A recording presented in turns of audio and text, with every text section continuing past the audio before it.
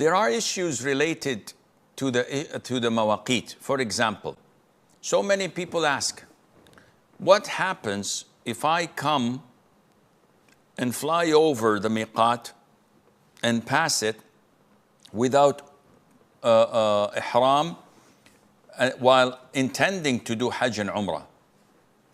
The problem is that you have to assume the state of ihram from the miqat. If you pass it, you have one of two choices. Choice one, number one, go back to your miqat, to your designated miqat, not to any miqat you wish, and make your ihram there and come back and go to Mecca. No harm's done, no expiation.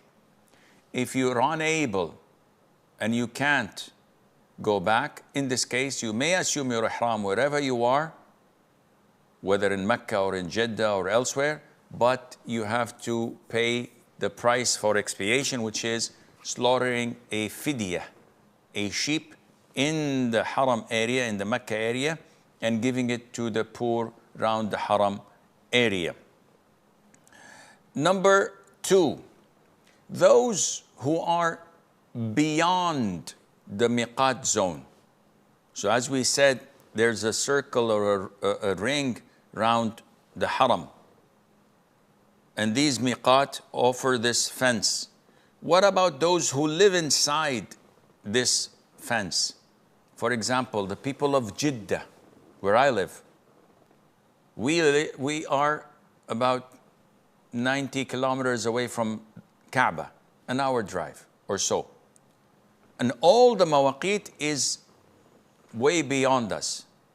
So where do we do our ihram? The Prophet answered this, alayhi salatu wasalam, when he said that, and whoever is living within those boundaries can enter ihram from the place he starts. And the people of Mecca can enter ihram from Mecca, and this is only for Hajj. But for Umrah, the people of Mecca themselves have to leave Mecca and go to the Hill area, which we will come to discuss inshallah. Sheikh, I'm lost. Don't be. I'll explain to you. In Hajj, we living inside the boundaries and the people of Mecca are alike. Where did we start our intention? From our homes, from my home in Jeddah. Then I assume my ihram for Hajj from my home in Jeddah. What about the people living in Mecca? Couple of 100 yards away from Haram. They want to perform Hajj, they have to do it from their home. Labbaik Allahumma Hajj, and they go, no problem. Umrah is different. For us in Jeddah, yes, it's the same thing as Hajj. We do it from our home. We assume the ihram from our home. The people of Mecca are different in Umrah only. Why?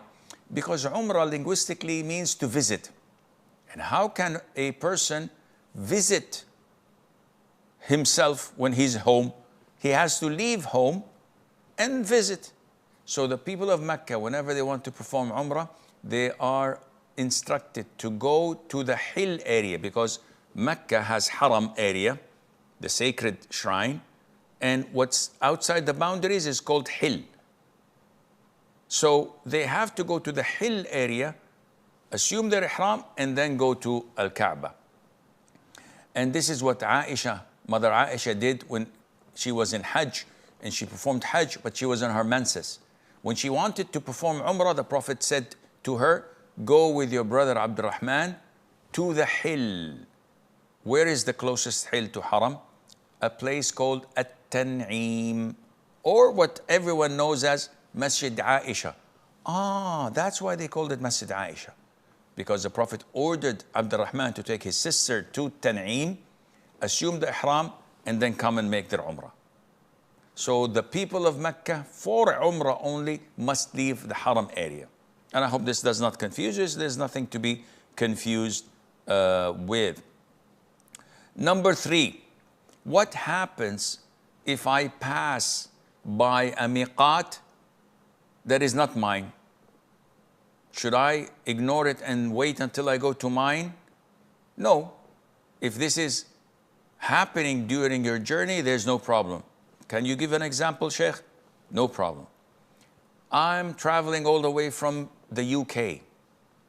My ihram zone is Rabigh or Al-Juhfa because I'm coming from west north. So I'll be flying from north, going southbound, flying over Rabigh. This is my miqat zone. However, I decided before coming to Jeddah and Mecca to go to Medina and stayed there for a week. Now, I'm taking the train from Medina to Mecca. Which miqat should I assume my ihram? The answer is the miqat of Medina. Yes, but my miqat is Juhfa. Yes, but now you're coming from Medina. Therefore, Abiyar Ali is your miqat, so be careful because it's very, very close to Medina itself. It's in Medina actually, very close. So ask where it is by wearing your ihram as you mount and board the train and say your talbiyah and then come. Number 4, as we've stated, there's no problem for you to wear your ihram before you board the plane, even from your home, whether you're in the States or in up east in Malaysia, you wear your ihram, but you don't assume the state of ihram. You don't say labbaik Allahumma umrah or labbaik Allahumma hajj until you are adjacent to the ihram zone. And number 5, whoever goes to Mecca, for example, and does not intend to do hajj or umrah, there's no problem in that. Why do you make such a big fuzz out of it? What do you mean? I don't understand. Well, a lot of the people think that if we pass the miqat, we have to assume ihram. And this is not true. If you don't have the intention for umrah, you may just go there to pray. You may just go there to attend a wedding. So it is not mandatory for you to assume the state of ihram if you don't have the intention to make umrah or hajj. The Prophet did this, alayhi salatu wasalam, went to Mecca when he on the conquest of Mecca and did not wear his ihram and did not perform umrah or hajj until he came back from Taif, and Allah knows best.